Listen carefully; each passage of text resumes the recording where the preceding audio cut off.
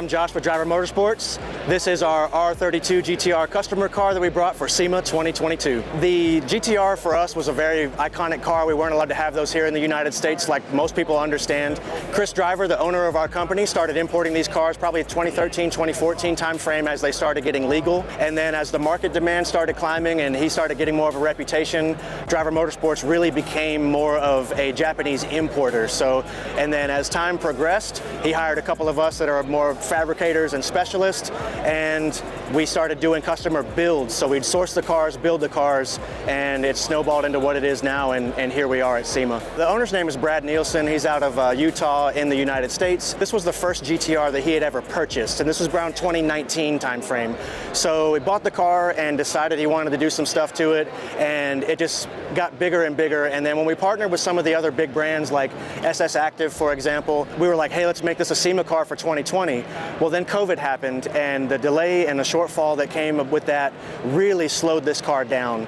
So we went back to attention to detail and kind of went with the build back and forth, and before you know it, it turned into this. So with this one, Brad gave us the creative freedom to kind of just do what we wanted. As we started, we were like, hey, we got to stick with the brands that we know work. When it came into these type of cars, I truly think Australia was where it was at. So we were seeing some of the world record cars, we were seeing some of the high-end builds, and we were like, hey, we got to get a part of this. So watching some of the videos, especially yours, the motive videos, have been informative to help us understand like what recipe really works and how do we put our creative touch on it. So it really was Australian builds that gave us the full inspiration, and Brad letting us go creative and make some stuff happen. So exterior, we're running the Garage Active SS Active kit that was basically sourced directly from Japan. The full carbon cars have been immaculate. They've taken the world by storm.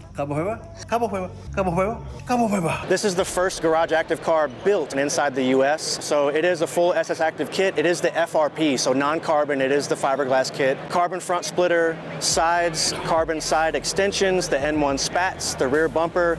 Carbon deck lid and hood is all SS Active, so we added one touch. We put a top secret rear diffuser on it. These are the Workmeister S1s that we had a custom barrel done. They're 19 by 12 at all four corners, and we have a slightly stretched 295 R888 on there. We have her in extreme show mode right now. It's running a full T-Demand air suspension kit for the adjustability with the E-level. Everything underneath is this full GK Tech, and any of the OE stuff has been touched up and powder coated and cleared, so it is as beautiful underneath as it is up top, I swear. The suspension, everybody is asking, like, why so low? And we're like, hey, look, it's showtime. We have it mechanically as low as it will go and aired out, so we don't drive it at this height.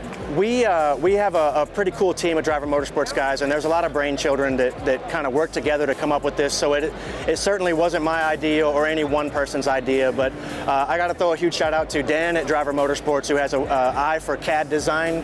He created a lot of the pieces, and we had a local shop cut them all out of billet. So a lot of billet goodies inside of here that were created in-house.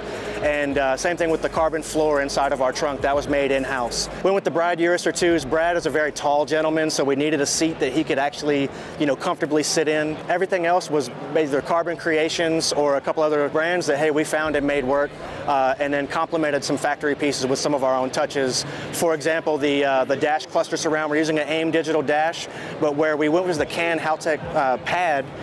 We deleted all of the light controls that a factory GT-R would have, and I shaved and powder coated that stuff kind of to look like GT-R, but it's completely custom, one of a kind as of right now. Basically running the Hollinger 6-speed sequential with a ACT, huge clutch. Moving up to the axles and such, we have the Drive Shaft Shop 2,000 horsepower axles at all four corners, and a Drive Shaft Pro one-piece drive shaft to kind of link everything up. Quaife diffs at front and rear, and yeah, she's ready to hook. So when we were looking at this build, we were like, hey, we want to break 1,000. That was the original goal. Bottom end, we have the PRP block brace with the integrated mains, the Nitto wide journal 3.2 stroker kit, fully ported polished head with SuperTech titanium everything, and we're rocking the GSC billet cams in a 286 intake and exhaust. So we went with the Precision 6875. Devin, our master fabricator, decided he wanted to make a one-of-a-kind manifold to feed that. They're not exactly equal length, but nonetheless, they make a very exotic sound, and this turbo comes up on power pretty quick. So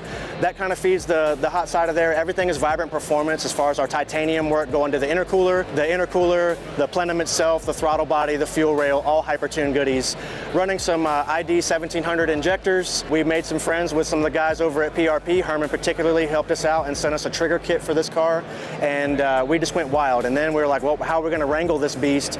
Nothing screamed out more than Haltech. So we're running the Nexus R5, every Haltech sensor we can get our hands on, and it just works. The RB has got to be the most beautiful engine on the planet. In front of the engine, where the mechanical fuel pump and the trigger kit go, we in-house made a billet front holder to mount that, but we had to cut the whole front of the RB26 front cover, and as you know, the mounts in the front are now no longer there. So we integrated, kind of like a 2J style, the front belt cover and center valley ornament plate are all one piece.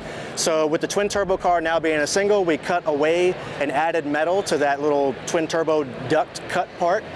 We cut some vents to get some air down in there for the PRP R35 kit. And then where the breathers would come out the top, because of the RB30 being taller, we wanted to have hood clearance. So we basically 12 AN from inside rocker to rocker, and then do a 16 AN running to the Vibrant Performance catch can that they wanted us to debut for their release at SEMA 2022. The amount of hours and work that we have in this car is just unreal. The last 3 weeks when we knew that, hey, we have to finish up, the car was finished Thursday prior to SEMA. We knew the car had to drive in under its own power. There was not coming any other way. We were working 19-hour days for almost three weeks straight to get her finished. We knew that, hey, we brought something special, but we were not expecting the level of love that this car has gotten. So the crowd reaction has been phenomenal.